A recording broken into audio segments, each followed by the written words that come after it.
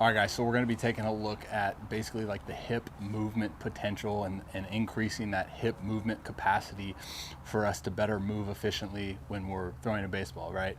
So when we're throwing a baseball, obviously we want to be able to hold that force that we're being applied into the ground entering our drive phase, and then when it comes time, we want to make sure that that force that's being applied is now being transferred all throughout, the ground up through the kinetic chain, extremely efficient. So the reason why I think about movement potential and why I'm such a big advocate on movement is because if we lack the authentic movement from our hips and internally rotating and externally rotating, then we're not going to be able to maximize that transfer of kinetic energy from the ground out through the fingertips at ball release, right? So a really simple progression that I like to do is getting into a bear sit. So a couple big emphasis, just, if you're confused, is dorsiflex your feet.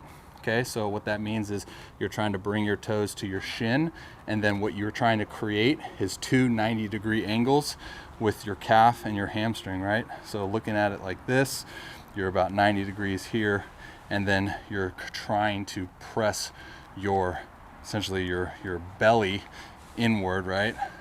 So your trunk posture is straight. You don't want to sacrifice a rounded back here. So in that case, if you're somebody really struggling in this position just to get in it, that's why yoga blocks are essential. You can put those in the back and you can kind of rest your hands on those and press your chest out so you don't have to sacrifice any posture. So now the progression is A, you want to kind of just sit and diaphragmatically breathe, which means you're breathing through your diaphragm, right? Your belly, not your chest, right? Controlled breath, owning this position. It's going to be uncomfortable. I'm uncomfortable right now, and I would consider myself decently good at it. So then the next progression is, again, remember, think about the visual of us pitching, right? With the way that our legs work, going internally to externally. So that's exactly what we're going to do in this move next, right? So again, getting comfortable here. I don't need the yoga block, so I kind of just own this. You can hold a med ball or hold tennis balls to kind of irradiate tension, but then what you're going to try to do is you're going to take this knee to the ground, right? So you're externally rotating this knee to the ground, but you're trying to create as much separation or trying to hold that same amount of separation the whole entire move, okay? So say I have obviously this much separation, I'm trying to hold that the entire progression, right? So we're here, we're gonna externally rotate this knee or this hip, and then we're gonna internally rotate this hip, keeping that same amount of separation and not sacrificing trunk posture, right? So it should look very similar to how it looks with the lower body mechanics during the pitching delivery. And then when you land, you're going to be labeled here in the 90-90 position. Again, 90 degrees, 90 degrees. And then this is another position I even struggle kind of owning. So again, taking my yoga block, putting my hand on it, and you're going to feel everything back here fire up. Everything's going to be firing up. Kind of just sit there and own it, I guess, for me, catching my breath, right?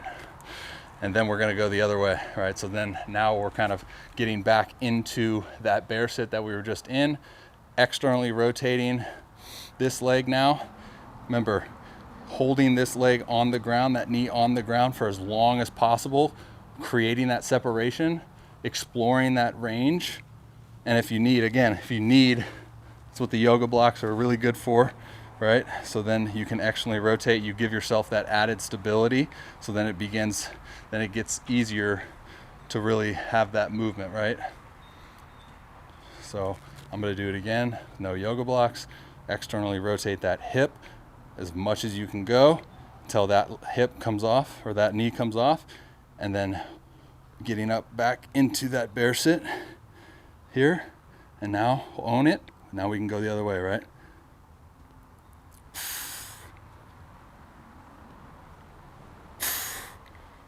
Ooh, yeah, that sucks.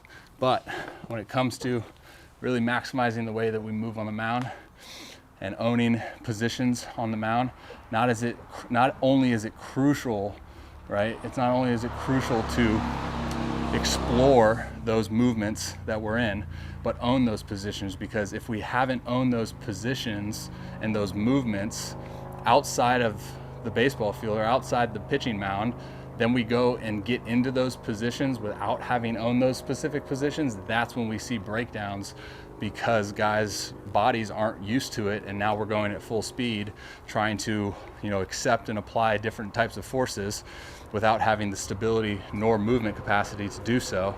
So that's why I'm such a big advocate on the movement of things, and hopefully it makes sense. And let me know if that helps and if you have any questions.